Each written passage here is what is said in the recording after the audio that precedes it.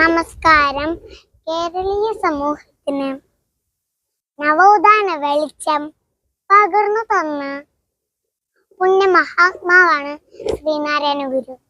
ജാതിയുടെയും അന്ധവിശ്വാസത്തിന്റെയും പിടിയിൽ അമർന്ന ഇവിടുത്തെ ജനങ്ങൾക്ക് വഴികാട്ടിയെന്നു അദ്ദേഹം 1031 ചിങ്ങത്തിലെ ചതയം നക്ഷത്രത്തിൽ തിരുവനന്തപുരത്ത് ചെമ്പഴന്തി വാൽവാരം വീട്ടിൽ മാടനാശാന്റെയും കുട്ടിയമ്മയുടെയും മകനായി ജനിച്ചെന്നാണ് പിൽക്കാലത്ത് ശ്രീനാരായണ ഗുരു ലോകം ആദരിക്കുന്ന മഹാത്മാവായി ഉയർന്നത്.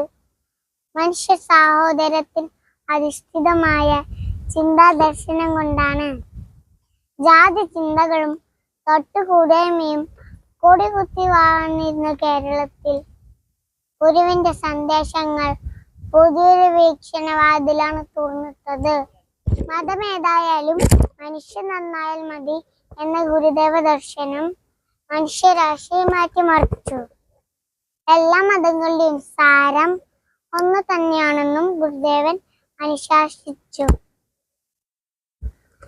വിഭാഗീയതകളില്ലാത്ത പുതിയൊരു ലോകത്തിന്റെ പുനഃസൃഷ്ടിയാണ് ഗുരുദേവൻ കണ്ട സ്വപ്നം കാണുക മാത്രമല്ല, അതിനായി ഗുരുദേവൻ പ്രവർത്തിക്കുകയും ചെയ്തു.